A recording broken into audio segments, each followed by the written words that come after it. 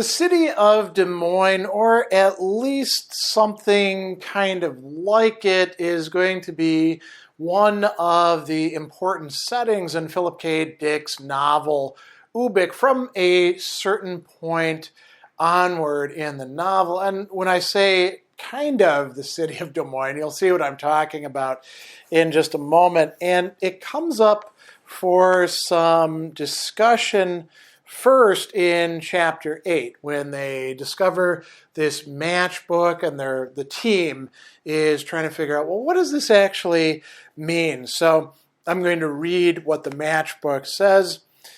Mr. Glen Runciter of the beloved Brethren Moratorium of Zurich, Switzerland, doubled his income within a week of receiving our free shoe kit with detailed information as to how you can sell our authenticated simulated leather loafers. And then it talks about him being helplessly frozen in cold-pac, but there's an address, and it gives a box number in Des Moines, Iowa. And so, in a certain sense, Runciter is in both places, and we will see some speculation about that later. Is he in cold-pac, in the moratorium? But then how is he able to do anything in this world of reality? Is he at Des Moines, which is, plausible? There's lots of places he could be, and he seems to be like both dead but also alive and running a business there. And there's, some theories going back and forth. Joe himself will speculate about this in a later chapter when he's on his own. But this gets the team thinking about that. That's the first manifestation. And then Joe is going to be separated from the rest of the team. He's with Al. He's trying to figure out what is going on. Why are objects reverting to previous forms? And then he's going to see at the very beginning of chapter 10 the news on the television. Glen Runciter came back today to the place of his birth, but it was not the kind of return which gladdened anyone's hearts. Yesterday, tragedy struck at Runciter Associates, perhaps the best known of Earth's many prudence organizations, in a terrorist blast at an undisclosed subsurface installation on Luna. Glen Runciter was mortally wounded and died before his remains could be transferred to cold-pac. Brought to the beloved Brethren Moratorium in Zurich, every effort was made to revive Runciter to half-life, but in vain. In acknowledgement of defeat, these efforts have now ceased, and the body of Glen Runciter has been returned here to Des Moines, where it will lie in state at the Simple Shepherd mortuary. And the screen shows an old-fashioned white wooden building, various persons roaming around outside. And Joe is, saying, I wonder who authorized this. And then they say, well, it was the wife of Glen Runciter, Ella Runciter, herself in cold-pac. And so we see a little photo of her. And then we see the grieving employees of Runciter Associates assembled in the chapel of the Simple Shepherd mortuary, preparing themselves as best they could under the circumstances to pay last respects. And they ask Don Denny, in addition to working for Glen Runciter, did you and these other employees also know him personally? Not as a boss, but a man. And Denny says, we all knew Glen Runciter as a man, as a good individual and citizen whom we could trust. I know I speak for others when I say this. And then here's another important question. Are all of Mr. Runciter's employees, or perhaps I should say former employees, here, Mr. Denny? Many of us are here, Don Denny said. And he goes on, but he tells them that several of us are not here because they weren't at the firm's New York offices. I refer in particular to inertials Al Hammond and Wendy Wright, and the firm's field tester, Mr. Chip. The whereabouts of these three is unknown, but perhaps along with, and then they say, maybe they'll see this telecast. Well, Joe is seeing the telecast. So now Joe is saying, I got to get to Des Moines. But objects are regressing. He goes outside and finds that there's a car that he could take to Des Moines, but it's an old car. And he's wondering, could I actually take this car, this LaSalle? Can I get to Des Moines in a 1939 LaSalle automobile, even if it remains stable perhaps a week from now? But then it won't matter. But maybe I could fly there. Everything is reverting back to 1939, and he's thinking, okay, if I get to an airport, I can trade the car and catch a flight and get to Des Moines. And so he goes back and forth with a number of different people, and then he's told, go over this, and he sees a red and white Curtiss-Wright biplane, and he says, are you Mr. Jesperson? And he says, that's right. What can I do for you? Do you want to trade a LaSalle, a new LaSalle, for a one-way trip to Des Moines? He says, well, might as well be both ways. I got to fly back here anyway. Okay, I'll take a look at it, but I'm not promising anything.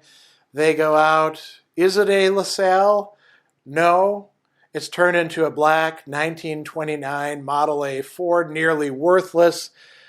But the bottle of Ubik, actually the salve of Ubik, now turned into a bottle, is in the back.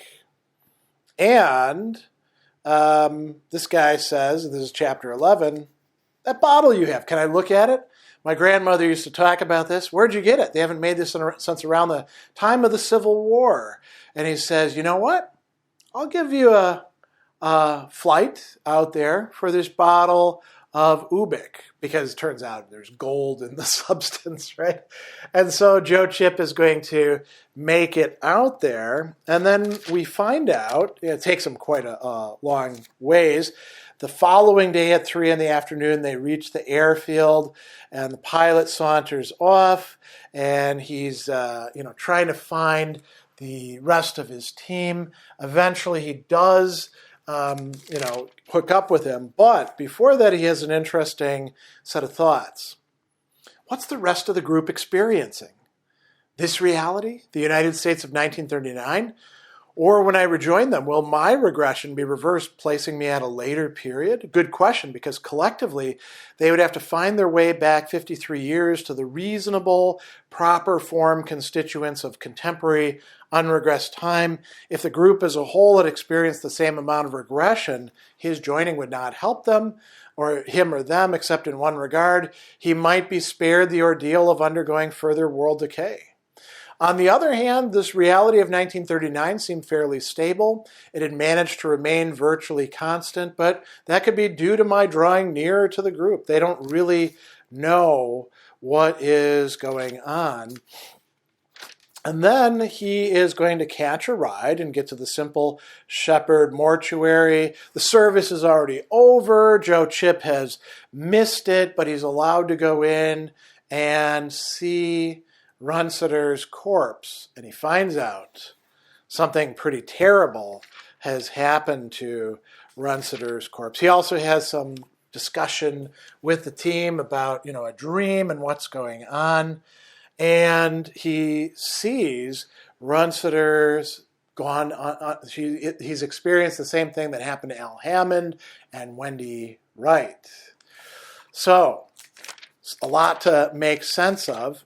In chapter 12, Joe is told you should go to Archer's Drugs, and something really weird happens. First, he asks, where's Archer's Drugs? And they're like, well, it's been closed for years, but, you want to go find it, go that direction. They give him some landmarks. So then he gets there, and we read this. He could see the tall, peeling yellow building at the periphery of his range of vision, but something about it struck him as strange, a shimmer, an unsteadiness, as if the building faded forward into stability and retreated into insubstantial uncertainty, an oscillation, each phase lasting a few seconds, then blurring off into its opposite, a fairly regular variability, as if an organic pulsation underlay the structure, as if, he thought, it's alive. Maybe, he thought, I've come to the end. He began to walk towards the abandoned drugstore, not taking his eyes from it. He watched it pulse. He watched it change between its two states. And as he got closer and closer to it, he discerned the nature of its alternate conditions. At the amplitude of greater stability, it became a retail home art outlet of his own time period, homeostatic in operation, a self-service enterprise selling 10,000 commodities for the modern con apt. He had patronized such highly functional computer-controlled pseudo-merchants throughout his entire adult life. And at the amplitude of instability, it resolved itself into a tiny, anachronistic drugstore with rococo ornamentation and its meager window displays. You saw hernia belts, rows of corrective eyeglasses, a mortar and pestle, jars of assorted tablets, a hand-printed sign reading leeches, huge glass stopper bottles that contain a Pandora's heritage of patent medicines and placebos, and painted on a flat wood board running across the top of the windows, the words, Archer's Drugstore. No sign whatever of an empty, abandoned, closed-up store. Its 1939 stage had somehow been excluded. So he thought, in entering it, I either revert further or find myself roughly back in my own time. And it's the further reversion, the pre-1939 phase, that I evidently need. Now, when he goes in there, unfortunately, you can't get new Ubik in this reverted drugstore. And we get the big reveal of what's actually going on in chapter 15 of the story. But I do want to bring up something else that's happening a little bit earlier in the story in chapter 9. So this is when Al is still alive, and he and Joe are trying to figure out what's going on. So they're talking about these reversions in time. And Al says, be quiet a second. I have to think of something out. Maybe Baltimore is only there when one of us goes there. And the Lucky People supermarket, as soon as we left it, passed out of existence. It could still be that only us who are on Luna are really experiencing this. Now, notice what Joe says. A philosophical problem of no importance or meaning and incapable of being proved one way or another. And then Al says, it would be important to that old lady in the blueberry-colored cloth coat and to the rest of them. It is a philosophical problem. It is of pretty big importance, including for Joe. And why is that the case? Well, because, as we're going to find out, Jory has been creating a false world that they are existing in. And, of course, the world, he's got trouble holding a constant, so it goes from 1992 all the way back to 1939.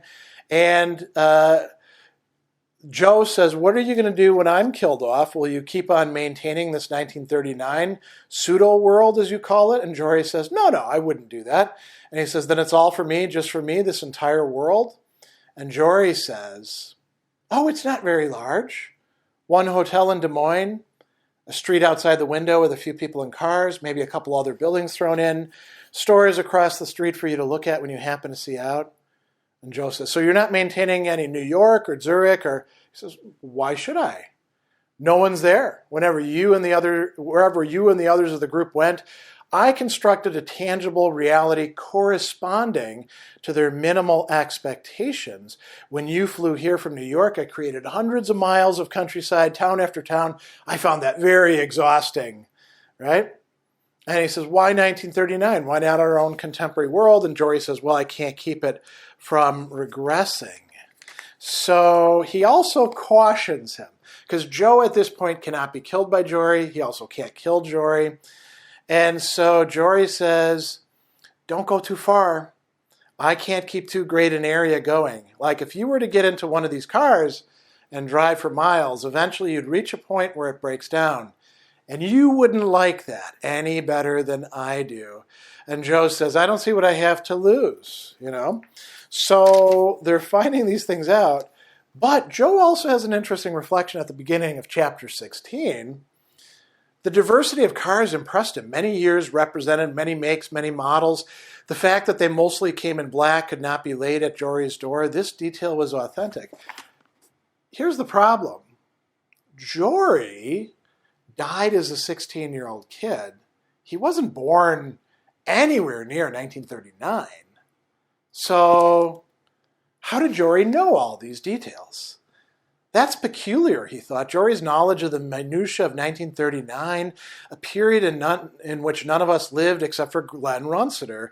Then all at once he realized why. Jory had told the truth. He had constructed not this world, but the world, or rather its phantasmagoric counterpart of their own time. Decomposition back to these forms is not of his doing. They happen despite his efforts. These are natural atavisms, and so Jory is not actually responsible for all the details of the Des Moines of that time. Maybe Runciter is involved somehow. At the very end of chapter 16, we're left with a Joe who now has a lifetime supply of Ubik. All he has to do is essentially will for it, and this woman, Myra Laney, will come by with a new can for him, and they're actually planning on having a date. They're going to go out for dinner at the Matador.